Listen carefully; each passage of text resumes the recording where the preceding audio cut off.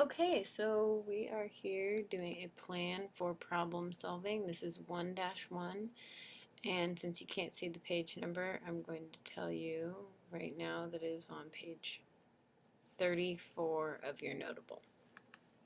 Okay, plan for problem solving. What are you going to learn? Let's talk about it. You'll learn how to approach problems and solve them. Remember down here, they're telling us all kinds of ways we can solve problems. So we can use a guess and check table, we can look for a pattern, draw a diagram, we can work backwards, solve a simpler problem, make a table, make a graph, or make a model. So we're not going to do all of those in the lesson today, obviously, but we're going to do some of them.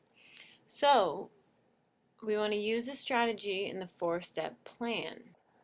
So the first step is you want to understand what the problem is asking. So that's your first step. Oops. Okay, you want to understand. Second, you want to make a plan. Third, you want to solve the problem. And the fourth step, maybe most important, is you want to check that problem. Okay, so our first example, use the strategy in the 4-step plan. Finance. Holly's after-school job pays $6 an hour.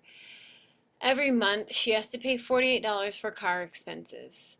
How many hours does she need to work each month to pay her car expenses? Use the 4-step plan to solve Holly's problem. What does Holly know? First thing we want to do, we want to understand the problem. So let's pick it apart. What does Holly know? She knows that she earns how much an hour? She earns $6 an hour. Her car expenses are $48 per month. That's all we need to understand, right? We have up here our first number is $6, our second number is $48. We're done. Down here, plan. What does Holly want to know, and what strategy will she use? Well, Holly wants to know how many hours each month she needs to work in order to pay for her car. She can solve a simpler problem. To find the number of hours, we're already on step 3 here to solve. Remember, solve a simpler problems right here. That's the one we're going to use. To find the number of hours Holly needs to work, divide her monthly car expenses by her hourly pay. 48, monthly car expenses, hourly pay, 6. 48 divided by 6, well, that's easy, that's 8. So that tells us Holly needs to work how many hours a week? 8 hours per week. Now let's do the last step. We want to check that problem. Does Holly's answer make sense? And this is something you want to ask yourself for every math problem, not just word problems.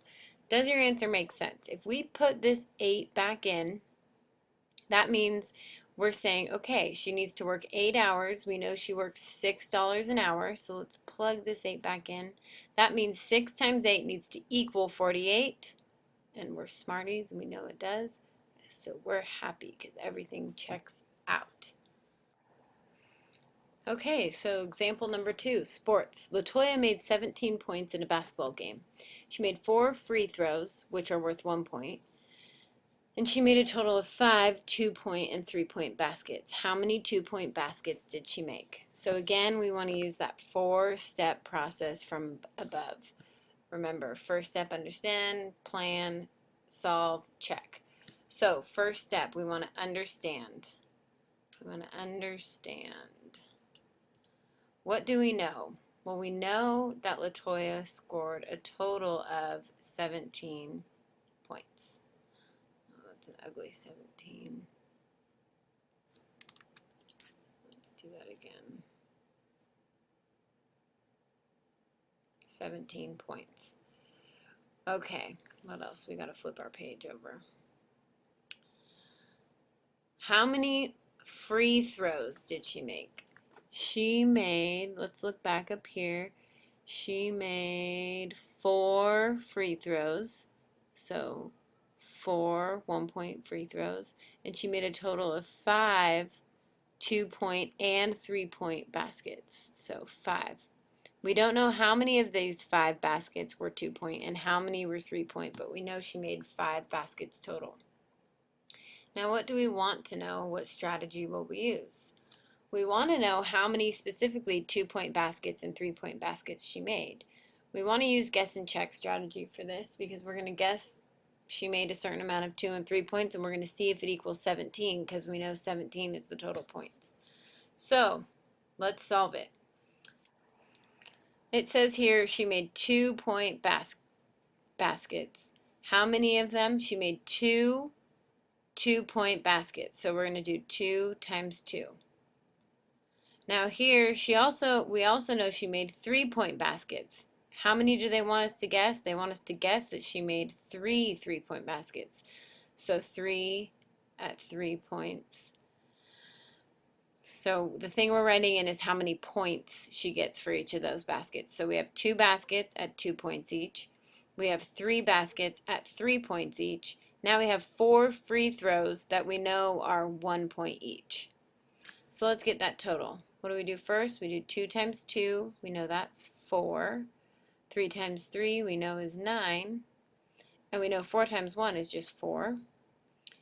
We already know her total. Her total points is 17. We learned that from reading the problem. Now what we want to know, does 4 plus 9 plus 4 equal 17?